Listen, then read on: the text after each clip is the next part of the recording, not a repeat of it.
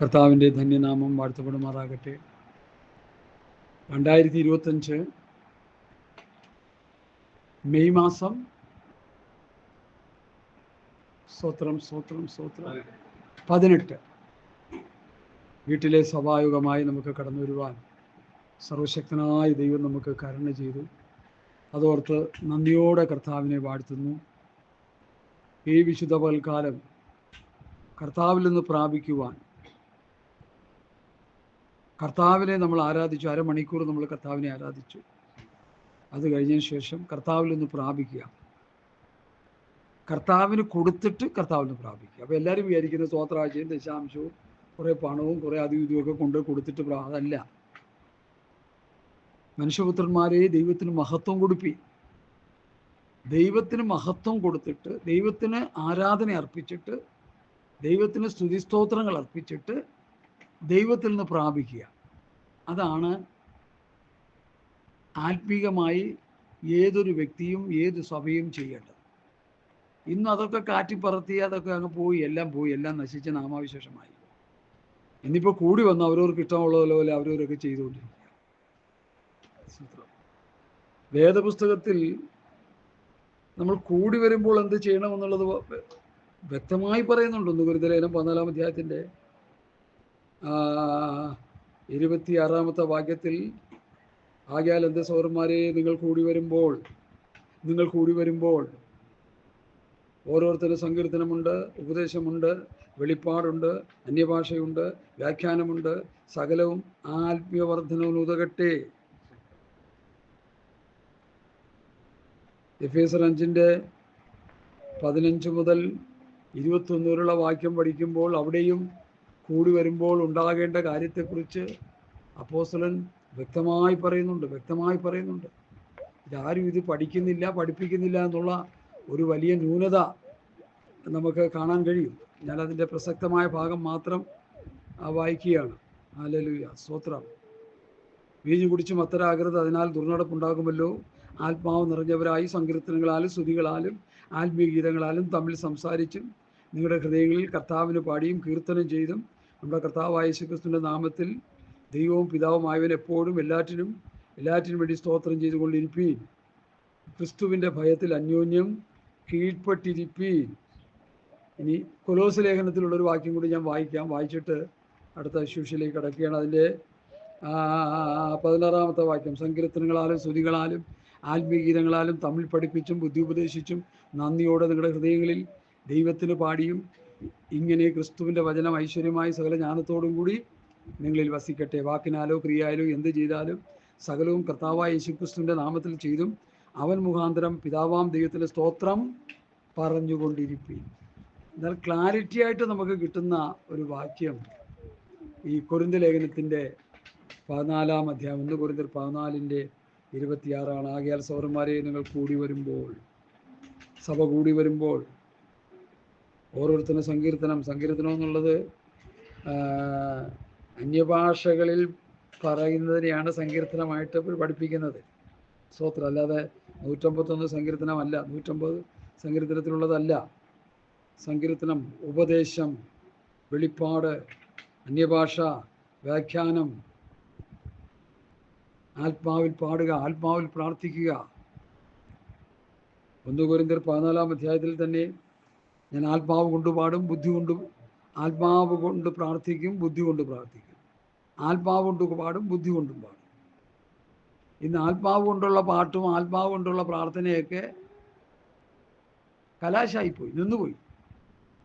ബുദ്ധി കൊണ്ടുള്ള പാട്ടുകളാണ്. എന്നാൽ ദൈവവചനത്തിൻ്റെ വ്യവസ്ഥ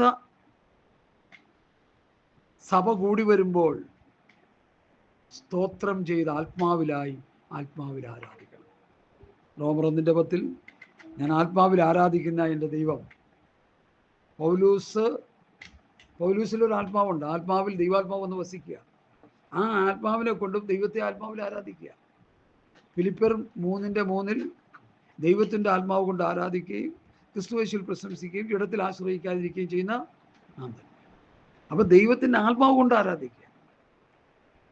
കഴിഞ്ഞ ദിവസം ഞാനൊരു പാസ്റ്റർ പറയുന്നൊരു മെസ്സേജ് കേട്ടു. നല്ല മെസ്സേജാണ്. നമുക്ക് ആരാധിക്കാമെന്ന് പറഞ്ഞിട്ട് പുള്ളി പാട്ടുപാടി അങ്ങ് ആരാധിക്കാം.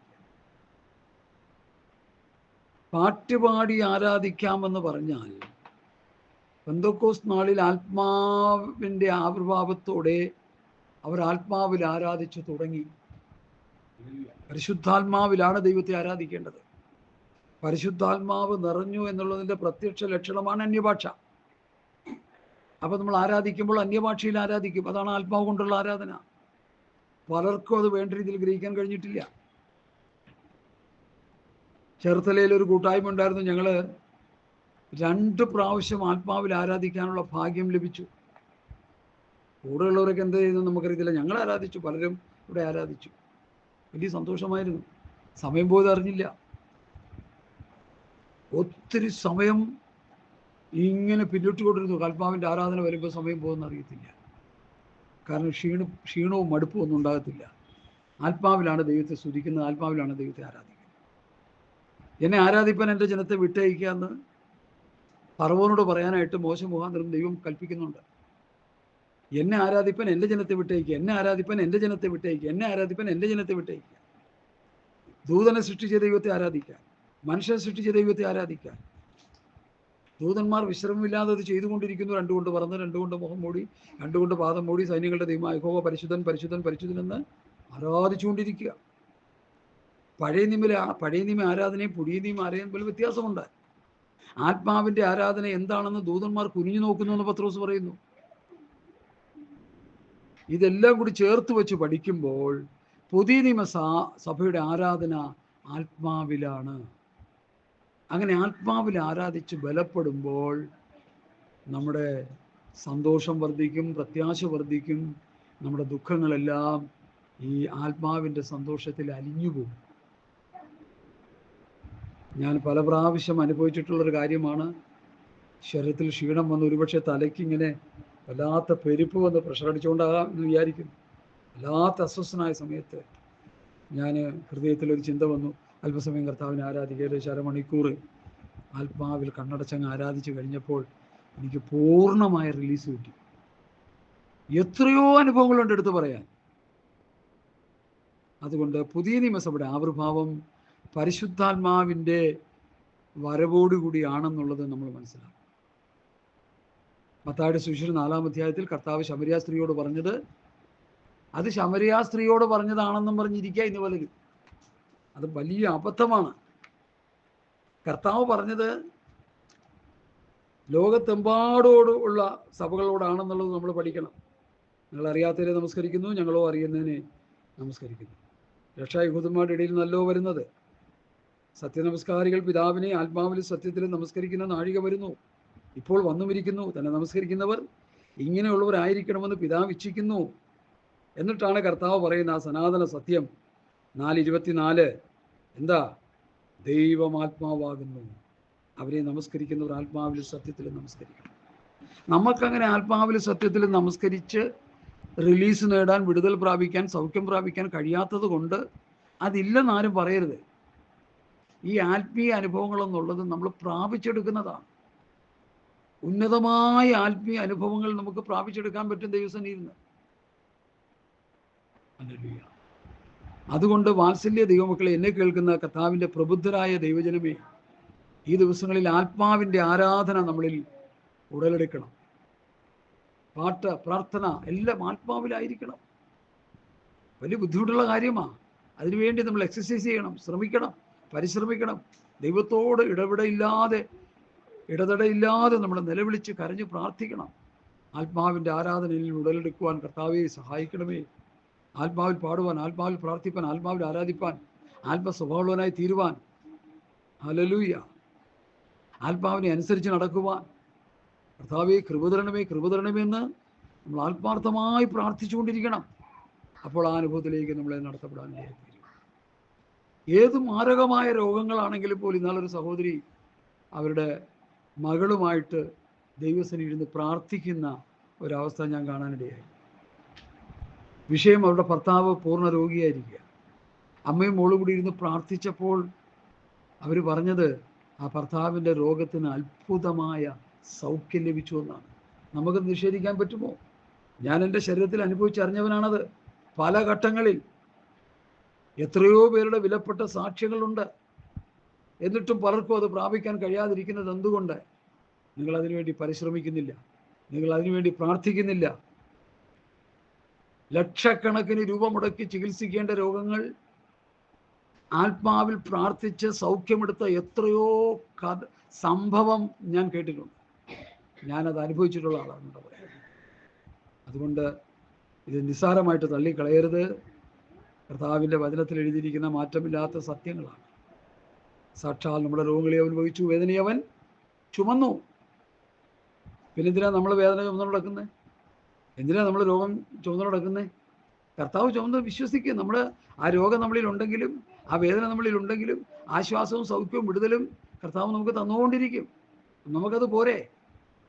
ഈ പ്രായമായി കഴിയുമ്പോൾ രോഗങ്ങളൊക്കെ കയറിപ്പിടികൂടും. അത് എല്ലാവരിലും ഉണ്ടാവും. പക്ഷെ അവിടെയെല്ലാം നമ്മൾ കർത്താവിൽ ശരണപ്പെട്ടാൽ നമുക്ക് ആശ്വാസവും സൗഖ്യവും വിടുതലും പ്രാപിക്കാൻ കഴിയുമെന്ന് 100% ഞാൻ നിങ്ങൾക്ക് ഉറപ്പ് തരുന്നു. എത്രയോ ലക്ഷങ്ങളാണ് മനുഷ്യൻ മരുന്നിന് വേണ്ടി ചെലവഴിക്കുന്നത്. എത്രയോ ലക്ഷക്കണക്കിന് രൂപ. അതെല്ലാം അതിൻ്റെ തുക കേട്ടാൽ വസ്തുത്തിൽ നമ്മൾ അതിശയിച്ചു പോകും.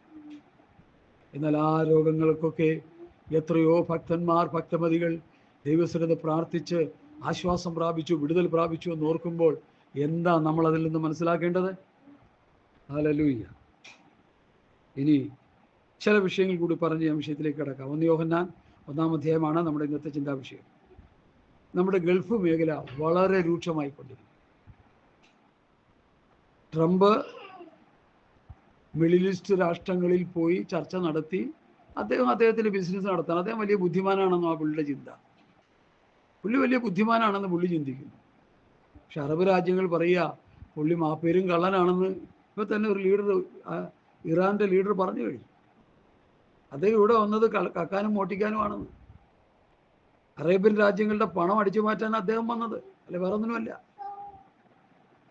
ഞാൻ പറഞ്ഞ് ആക്ഷേപിക്കുകയോ ഇങ്ങനെ ചെയ്യുന്നതല്ല. സോഷ്യൽ മീഡിയയിലൂടെ നമ്മൾ കേട്ടുകൊണ്ടിരിക്കുന്ന കാര്യങ്ങളിൽ എടുത്തു പറഞ്ഞെന്ന് മാത്രമേ ഉള്ളൂ. വലിയ ബുദ്ധിമാന്മാരെന്ന് പറയുന്നത് പലരും വിഡ്ഢികളായി പോകുമെന്നുള്ളത് നമ്മൾ മനസ്സിലാക്കിക്കോണം. മനുഷ്യൻ്റെ ജ്ഞാനം ദൈവസന്നിധിയിൽ പോഷത്വമാണ്. ജ്ഞാനിയും താർക്കികരും ആരുമില്ല. യഹോവഭക്തി ജ്ഞാനത്തിൻ്റെ ആരംഭം.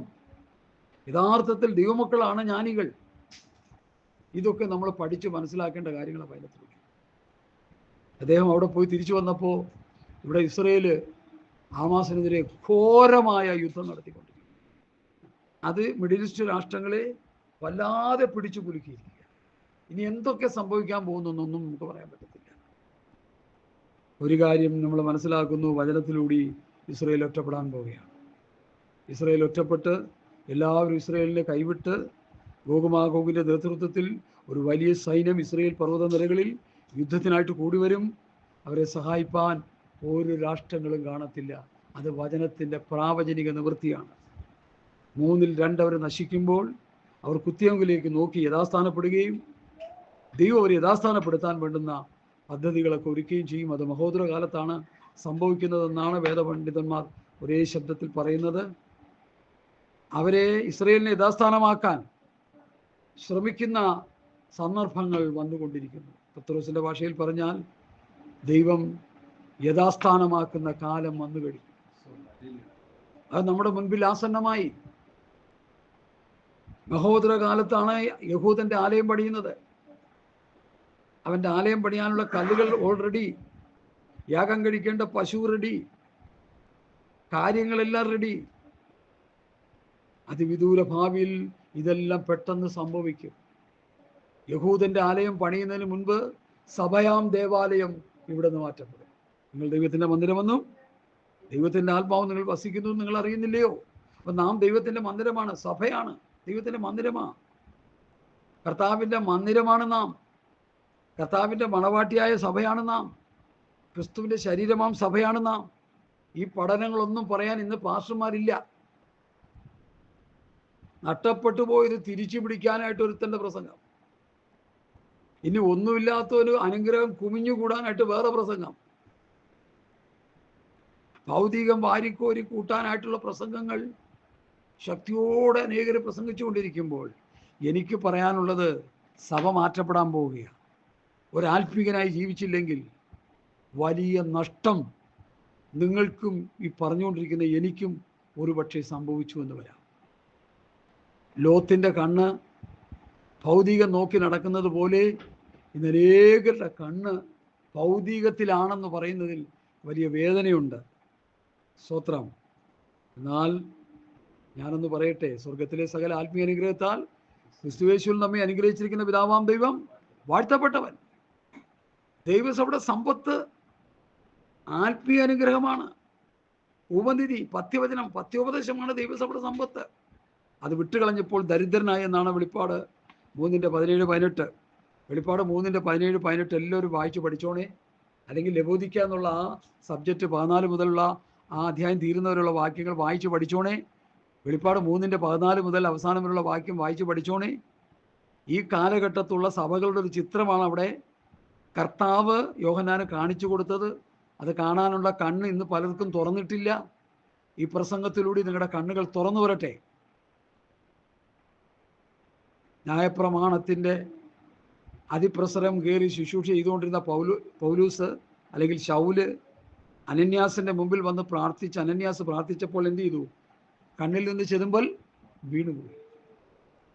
എല്ലാം സ്പഷ്ടമായി കണ്ടു. കർത്താവിൻ്റെ തേജസ് അവനെ കാണാൻ കഴിഞ്ഞു. അവൻ അന്ന് മുതൽ ക്രിസ്തുവിനെ പ്രസംഗിക്കാൻ തുടങ്ങി. ഇന്ന് അനേക ശുശ്രൂഷകന്മാരുടെ കണ്ണിൽ ന്യായപ്രമാണത്തിൻ്റെ ചെതുമ്പലിരിക്കുക. സ്കൂളിൽ പോകാത്ത അനന്യാസിനെ വിളിച്ച് പ്രാർത്ഥിച്ചാൽ ഒരു പക്ഷേ വിടുതലുണ്ട്. ഡോക്ടറേറ്റും റെവറൻറ്റും അതുപോലെ സ്ഥാനമാനങ്ങൾ വഹിക്കുന്നവരെയൊക്കെ വിളിച്ച് പ്രാർത്ഥിച്ചാൽ ഒന്നും നടക്കില്ല. അവരൊക്കെ ജ്ഞാനികളും ഈ ലോകത്തിൻ്റെ ബുദ്ധിമാന്മാരുമാണ്. അതൊക്കെ അങ്ങനെ പൊയ്ക്കോട്ടെ. എന്നാൽ ദൈവകൃപയുള്ള ദൈവവചനത്തിൽ അധിഷ്ഠിതമായി ജീവിക്കുന്ന സാധുക്കൾ ഇന്നും അവിടെ ഇടങ്ങളിലായിട്ട് കിടപ്പുണ്ട്, ചുരുക്കമായിട്ട്. അവരെയൊക്കെ വിളിച്ച് പ്രാർത്ഥിച്ചാൽ ആ ചെതുമ്പലൊക്കെ പോകും. എല്ലാം സ്പഷ്ടമായി കാണും. ക്രൂശിൻ്റെ ദർശനം ലഭിക്കും. അപ്പോൾ ഞങ്ങളോ ക്രൂശിക്കപ്പെട്ട ക്രിസ്തുവിനെ പ്രസംഗിക്കുന്നു. ആ ക്രൂശിനെ കുറിച്ച് പ്രസംഗിച്ച്, അല്ലെങ്കിൽ കർത്താവിനെ കുറിച്ച് പ്രസംഗിച്ച്, കർത്താവിൻ്റെ വചനം പ്രസംഗിച്ച് ജനത്തെ കർത്താവിൻ്റെ വരവിന് വേണ്ടി ഒരുക്കുന്ന മഹത്തരമായ ശുശ്രൂഷ ചെയ്യാൻ കർത്താവിൻ്റെ ദാസന്മാരെ ഞാൻ ആഹ്വാനം ചെയ്യുക. അല്ലെങ്കിൽ സ്വർഗത്ത് പോകാൻ വിശ്വാസികൾ കാണത്തില്ല. സ്വർഗത്ത് പോകാൻ വിശ്വാസികൾ കാണത്തില്ല. ഏത് മനുഷ്യനെയും ക്രിസ്തുവിൽ തികഞ്ഞവനാക്കി നിർത്തണം. ഏത് മനുഷ്യനെയും പ്രബോധിപ്പിക്കണം. അതിനായി എന്നിൽ ബലത്തോടെ വ്യാപരിക്കുന്ന ഒരു വ്യാപാര ശക്തിക്കൊത്തോണം പോരാടിക്കൊണ്ട് അധ്വാനിക്കുന്നു. ഏതൊരു ശുശ്രൂഷകനും ചെയ്യേണ്ടത് ഏത് മനുഷ്യനെയും ക്രിസ്തുവിൽ തികഞ്ഞവരാക്കി നിർത്തുക. അവരുടെ പോക്കറ്റ് അടിച്ച് മാറ്റാനല്ല, അവരെ കൊള്ളയടിക്കാനല്ല, അവരെ ചൂഷണം ചെയ്യാനല്ല, അവരുടെ ഭൗതികം കവർന്നെടുക്കാനല്ല. ഭൗതികമുള്ള വിശ്വാസികൾ സഭയിൽ വരുമ്പോൾ പാസ്റ്റർമാർക്ക് സന്തോഷമാണ്. കാര്യമൊക്കെ ശരി. ആ ഭൗതിക അനുഗ്രഹത്തെ ആത്മീയ അനുഗ്രഹത്തിന് മേലെയായിട്ട് നീ കാണരുത്. കണ്ടാൽ നമ്മുടെ ചീട്ട് സാത്താൻ കീറിക്കളയും. അതുകൊണ്ട് സൂക്ഷിക്കുക ദൈവമക്കളെ. ഭൗതികം വരുമ്പോൾ ആത്മീകം നഷ്ടപ്പെടും. അതുകൊണ്ടാണ് കർത്താവ് പറഞ്ഞത്, ഒട്ടകത്തിൻ്റെ ഉപമ അവിടെ പറഞ്ഞത്. ഒട്ടകം സൂചിക്കുള്ളിലൂടെ കിടക്കുന്ന ധനവാൻ ദൈവരാജ്യത്തിൽ കിടക്കുന്നത് തടസ്സമാണ്. അതൊരു മർമ്മമാണ്. അതുകൊണ്ടാണ് സക്കായി തൻ്റെ ധനം മുഴുവൻ എന്ത് ചെയ്തു? ദരിദ്രർ കൊടുത്തു. പകുതി ദരിദ്രർ കൊടുത്തു. പിന്നെ ചതിവായി വാങ്ങിയത് 4 മടങ്ങ് കൊടുത്തു. പുള്ളി ക്ലീനായി. പിന്നെ ഉണ്മാനം ഉടുക്കാനുമുള്ള കാശേ കാണത്തുള്ളൂ പുള്ളിക്ക്. അതാ പൗലോസ് പറഞ്ഞു, ഉണ്മാനം ഉടുപ്പാനുണ്ടെങ്കിൽ മതിയെന്ന് വിചാരിപ്പി. കൂടുതൽ കിട്ടിയ പ്രയാസമാണ്, ബുദ്ധിമുട്ടാണ്, പ്രശ്നങ്ങളാണ്. ഞാനത് പഠിച്ചുകൊണ്ടിരിക്കും. കൂടുതൽ കിട്ടിയവർക്കൊക്കെ അവരനുഭവിക്കുന്ന വ്യഥകൾ ഞാൻ പഠിച്ചുകൊണ്ടിരിക്കുക. നമുക്ക് സമാധാനത്തോടെ കിടന്നിറങ്ങാൻ ഒരു കുഴപ്പമില്ല. നമ്മുടെ വീട്ടിൽ കള്ളം കയറത്തില്ല. കാരണം കള്ളം കയറിയ കള്ളം വല്ലതും ഉണ്ടെങ്കിൽ ഇങ്ങോട്ട് വെച്ചിട്ട് പോകും. സ്തോത്രം. കാരണം അവനൊന്നും കിട്ടത്തില്ല. ഈ വീട്ടിലൊക്കെ ടൂർ പോകാൻ നേരത്തൊക്കെ കള്ളന്മാർ വന്ന് പൊളിച്ചെടുക്കണം. എന്തുകൊണ്ടാണ്? 15 ലക്ഷം 20 ലക്ഷം സ്വർണം അതും ഇതൊക്കെ കുറിച്ച് എന്താ കാര്യം? അവർക്ക് ഉണ്ടതുകൊണ്ട് എടുത്തുകൊണ്ട് പോണേ. അതുകൊണ്ട് പ്രിയമുള്ളവരെ, സാത്താനെ കള്ളനായിട്ട് കർത്താവ് പഠിപ്പിച്ചു. കള്ളം നടന്നത് തുറപ്പാനും മോഷ്ടിക്കാനും അറുപ്പാനും മുടിക്കാനും നശിപ്പിക്കാനുമാണ്. സ്തോത്രം. അതുകൊണ്ട് സ്വർഗത്തിൽ നിക്ഷേപം സ്വരൂപിച്ചുകൊള്ളുവിൻ. കള്ളന്മാർ തുറന്നു മോഷ്ടിക്കുകയും പുഴുവരിക്കുകയും തുരുമെടുക്കുകയും ചെയ്യാത്ത സ്വർഗത്തിൽ നിക്ഷേപം സ്വരൂപിച്ചുകൊള്ളുവീൻ. ഞാൻ ഇത്രയും മുഖപരമായിട്ട് പറഞ്ഞിട്ട് വിഷയത്തിലേക്ക് കടക്കുന്നു. 1 യോഹന്നാന്റെ ലേഖനമാണ് നമ്മുടെ പഠന വിഷയം. 1 യോഹന്നാന്റെ ലേഖനൻ യോഹന്നാൻ അപ്പോസ്തലൻ തന്നെയാണ് എഴുതിയത്. ഇത് ദുരുപദേശങ്ങൾക്കെതിരെ ശക്തിയോടെ പ്രതികരിക്കുന്ന ഒരു ലേഖനമാണ്. അപ്പോൾ തന്നെ ദൈവസ്നേഹത്തിൻ്റെ ആഴത്തെയും വെളിപ്പെടുത്തുന്ന ഒരു ലേഖനമാണ്. ഇതിൻ്റെ 1-ാം അധ്യായം അവർ പറഞ്ഞു വെച്ചത് ഞങ്ങൾ കണ്ടു, കേട്ടു, തൊട്ടു, നോക്കി. അത് നമ്മൾ കേൾക്കുകയും പഠിക്കുകയും പഠിപ്പിക്കുകയും ചെയ്യണമെന്ന് യോഹന്നാൻ ശക്തിയോടെ വാദിക്കുന്നു. നിങ്ങൾ ഈ 1 യോഹന്നാന്റെ ലേഖനം 100 പ്രാവശ്യം 1000 പ്രാവശ്യം കേട്ടിട്ടുണ്ടാകാം. ഞാനൊക്കെ ഏത് പ്രസംഗിച്ചാലും നിങ്ങൾ കേട്ടിട്ടുണ്ടാകും. പക്ഷേ നിങ്ങളെ പഠിപ്പിക്കാനല്ല, ഒന്നുകൂടി ഓർപ്പിച്ചുണർത്തുകയാണ് ചെയ്യുന്നത് ഈ പ്രസംഗത്തിലൂടെ. നിങ്ങൾ പഠിച്ചത് മറന്നുപോയിട്ടുണ്ട്. ആ മറന്നുപോയത് ഒന്നുകൂടി ഓർപ്പിച്ചുണർത്തി നിങ്ങളുടെ പരമാർത്ഥ മനസ്സിനെ ഉണർത്തി കർത്താവിൻ്റെ വരവിന് വേണ്ടി ഒരുക്കുക എന്നുള്ള ഏക ലക്ഷ്യം മാത്രമേ ഈ വചന പ്രഘോഷണത്തിലൂടെ ചെയ്യുന്നുള്ളൂ. വായിക്കുന്നു, ആദ്യം മുതലുള്ളതും ഞങ്ങൾ കേട്ടതും സ്വന്തം കണ്ണുകൊണ്ട് കണ്ടതും ഞങ്ങൾ നോക്കിയതും ഞങ്ങളുടെ കൈ തൊട്ടതുമായ ജീവന്റെ വചനം സംബന്ധിച്ച്. ആദ്യം മുതലുള്ളത്. അപ്പൊ അവരോട് പറയുന്നത് ഞങ്ങൾ കേട്ടു. ഈ ഞങ്ങളെന്നുള്ളത് ആദിമ അപ്പോസ്തലന്മാരായ പൗലോസ്, പത്രോസ്, യോഹന്നാൻ, യാക്കോബ്, യൂദാ ആദിയായവരെ കുറിച്ച് പറയുന്നു. അതിനുശേഷം അപ്പോസ്തലന്മാരുണ്ട്.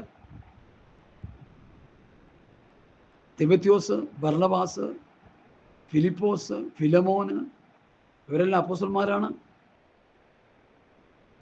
ലോകസ്നേഹിയായ ദേമാസ്, ലോകത്തെ സ്നേഹിച്ചിട്ട് പോയ ദേമാസും അപ്പോസ്തലനാണ്. എന്നാൽ ആദിമ അപ്പോസ്തലന്മാരെന്ന് പറയുമ്പോൾ ആ പഠനം ഇന്ന് പലർക്കും വേണ്ട രീതിയിൽ കിട്ടിയോന്ന് എനിക്കറിയില്ല. കർത്താവിൽ നിന്ന് നേരിട്ട് പ്രാപിച്ച ആൾക്കാർ. അപ്പൊ ചോദിക്കും, പൗലൂസ് എങ്ങനെ പ്രാപിച്ചു? ഗലാത്യർ ഒന്നിൻ്റെ സ്തോത്രം, ഗലാത്യർ 1-ന്റെ ഹലോ സ്തോത്രം, ഗലാത്യർ 1-ന്റെ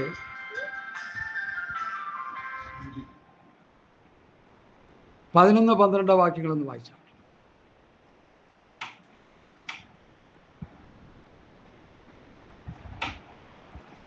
ഗലാത്യർ 1-ന്റെ 11-12. ഞാൻ അറിയിച്ച സുവിശേഷം മാനുഷ്യമല്ല, നിങ്ങൾ ഓർപ്പിക്കുന്നു. അത് ഞാൻ മനുഷ്യരോട് പ്രാപിച്ചിട്ടില്ല, പഠിച്ചിട്ടുമില്ല. യേശുക്രിസ്തുവിന്റെ വെളിപ്പാടിനാൽ എത്രേ പ്രാപിച്ചത്. മനുഷ്യരോട് പ്രാപിച്ചിട്ടില്ല, മനുഷ്യരോട് പഠിച്ചിട്ടില്ല.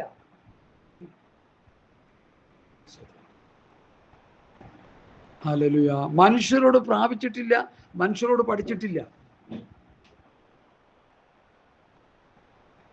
ഇന്ന് പലരും മനുഷ്യരോട് പഠിക്കുക, മനുഷ്യരോട് പ്രാപിക്കുക.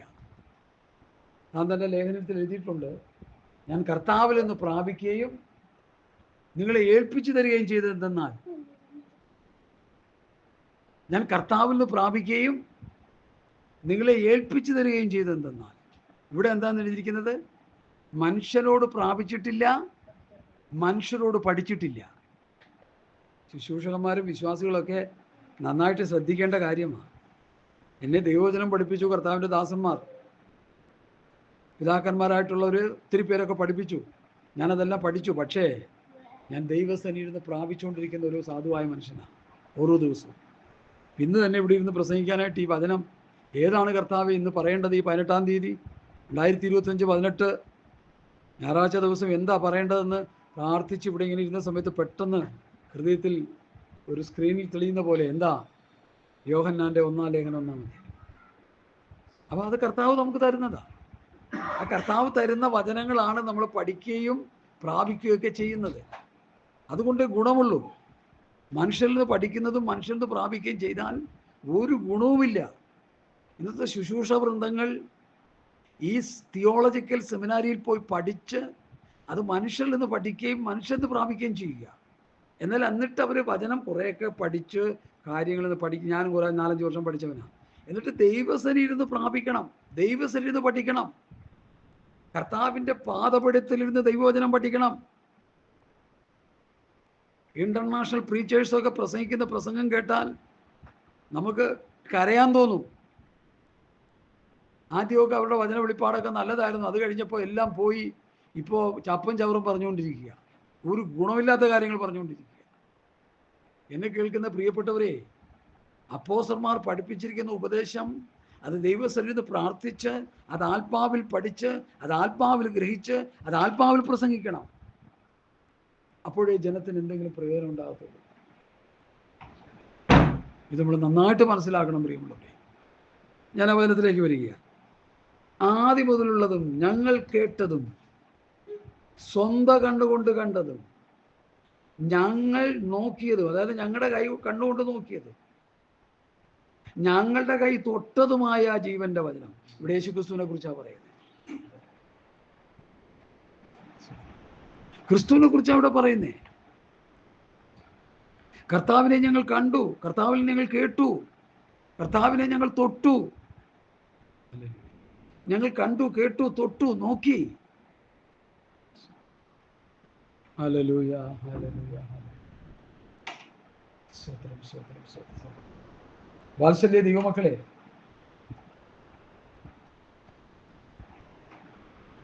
കർത്താവിൽ നിന്ന് കാണുകയും കർത്താവിൽ നിന്ന് പ്രാപിക്കുകയും. ഹല്ലേലൂയ, സ്തോത്രം, സ്തോത്രം. ഒത്തിരി ഡിസ്റ്റർബൻസ് ഉണ്ട്. ദൈവമക്കൾ ക്ഷമിക്കണേ, ദൈവത്തോർത്ത്.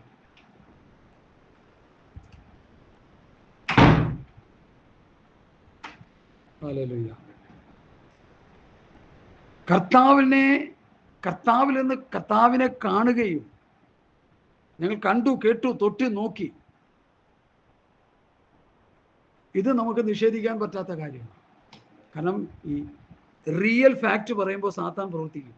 മനസ്സിലാക്കണം. അത് ഏതെങ്കിലും നിലയിലായിരിക്കും. നിങ്ങളത് മനസ്സിലാക്കുക. ഏത് നിലയിലും ആകാം അത്. ഞാനിവിടെ പറഞ്ഞുകൊണ്ടിരിക്കുന്ന ഒരു മിസ്റ്ററി, ഒരു മർമ്മമാണ്. ആദ്യം അപ്പോസ്തലന്മാരായ കർത്താവിൻ്റെ ശിഷ്യന്മാർ കർത്താവിൽ നിന്ന് എങ്ങനെന്താ പറയുന്നത്? ഞങ്ങൾ കണ്ടു, കർത്താവിനെ കണ്ടു, ഞങ്ങളുടെ കണ്ണുകൊണ്ട് കേട്ടു, ഞങ്ങളുടെ കണ്ണുകൊണ്ട് നോക്കി, ഞങ്ങളുടെ കൈ തൊട്ടു. കർത്താവിനെ അവർ കണ്ടു, കേട്ടു, തൊട്ടു, നോക്കി, അനുഭവിച്ചു. ഒരു ചോദ്യം ഞാൻ ചോദിക്കാൻ പോവാ. ലോകത്തിൽ ആരെങ്കിലും ഇന്ന് ജീവിച്ചിരിക്കുന്ന ഒരു മനുഷ്യന് ഇതേപോലെ അനുഭവം പറയാൻ പറ്റുമോ? പറ്റില്ല. ഈ അപ്പോസ്തലന്മാരുടെ ഉപദേശം എന്ന് പറഞ്ഞാൽ ആർക്കും ഒന്നും മനസ്സിലായിട്ടില്ല. ഇന്ന് വരെയും പലർക്കും മനസ്സിലായിട്ടില്ല. ഹല്ലേലൂയ. പലരും അത് വേണ്ട രീതിയിൽ ഗ്രഹിച്ചിട്ടില്ല. പരിണിത ഫലം അതിൻ്റെ വികലമായ അവസ്ഥകളും അതിൻ്റെ ശൈശവമായ അവസ്ഥകളും ഇന്ന് നമ്മൾ അവരുടെ ശുശ്രൂഷയിലൂടെ വെളിപ്പെട്ട് വന്നുകൊണ്ടിരിക്കുക. അതുകൊണ്ട് എന്നെ കേൾക്കുന്ന ആ പ്രിയപ്പെട്ടവരെ, ഹല്ലേലൂയ, സ്തോത്രം, സ്തോത്രം, സ്തോത്രം, സ്തോത്രം. ഈ യാഥാർത്ഥ്യം നമ്മൾ ആരും മറന്നു പോകരുത്, വിശ്വാസികളും പാസ്റ്റർമാരും. യോഹന്നാൻ അപ്പോസ്തലൻ പഠിപ്പിക്കുന്ന ഈ പഠനം നമ്മുടെ ഹൃദയത്തിൻ്റെ ഉള്ളിലേട്ട് ആഴത്തിൽ പതിയാനിടയായി തീരണം. ഞങ്ങൾ കണ്ടു, ഞങ്ങൾ കേട്ടു, ഞങ്ങൾ തൊട്ടു, ഞങ്ങൾ നോക്കി. അവരോടാണ് കർത്താവ് പറഞ്ഞത്. എന്താ പറഞ്ഞു? മത്തായി 28:20, ഞാൻ നിങ്ങളോട് കൽപ്പിച്ചതൊക്കെയും പ്രമാണിപ്പാൻ കൊണ്ട് ഉപദേശിച്ചുകൊണ്ട് സകല ജാതികളെയും ശിഷ്യരാക്കിക്കൊള്ളാൻ. ഈ കണ്ടതും കേട്ടതും തൊട്ടതും നോക്കിയവരുമായ ശിഷ്യന്മാരോടാണ് കർത്താവ് പറഞ്ഞത്. മനസ്സിലാക്കണം. ഞാൻ നിങ്ങളോട് കൽപ്പിച്ചതൊക്കെയും പ്രമാണിപ്പാൻ കൊണ്ട് ഉപദേശിച്ചുകൊണ്ട് സകല ജാതികളെയും ശിഷ്യരാക്കി. അവർ കർത്താവിനെ കണ്ടതും, അവർ കർത്താവിൽ നിന്ന് കേട്ടതും, അവർ കർത്താവിൽ നിന്ന് പ്രാപിച്ചതും, അവർ കർത്താവിൽ നിന്ന് പഠിച്ച ആ ഉപദേശങ്ങളും ലോകത്തോട് പ്രസംഗിച്ച് ശിഷ്യരാക്കാനായിട്ട് കർത്താവ് പറഞ്ഞു. അവര് ലോകം മുഴുവൻ പോയി അത് പ്രസംഗിച്ച് ലോകം മുഴുവൻ ആരുണ്ടായി? ശിഷ്യന്മാരുണ്ട്. 1, 2, 3 നൂറ്റാണ്ടിൽ ആ കർത്താവിൻ്റെ ശിഷ്യന്മാരുണ്ടായിരുന്നു. അത് കഴിഞ്ഞ് ചരിത്രം പഠിക്കുമ്പോൾ കുസ്തന്ത്യോസ് എന്ന് പറഞ്ഞ ഒരു രാജാവ് ദൈവസഭയുടെ ഉള്ളിലേക്ക് സാത്താൻ നുഴച്ചു കയറ്റി. ക്രിസ്തു മതം രാജകീയ മതമായി മാറി. ഈ അപ്പോസ്തലന്മാർ പഠിപ്പിച്ച ഉപദേശങ്ങളെല്ലാം കാറ്റിൽ പറത്തി. ദുരുപദേശം കൊണ്ട് സഭ നിറയാനിടയായി. ഒരു സംക്ഷിപ്ത രൂപമാണ് ഞാൻ ഈ പറയുന്നത്. ഇതിനേക്കാൾ വിശദമായി ഗഹനമായിട്ട് നമുക്ക് ഇതിനെക്കുറിച്ച് പഠിക്കാൻ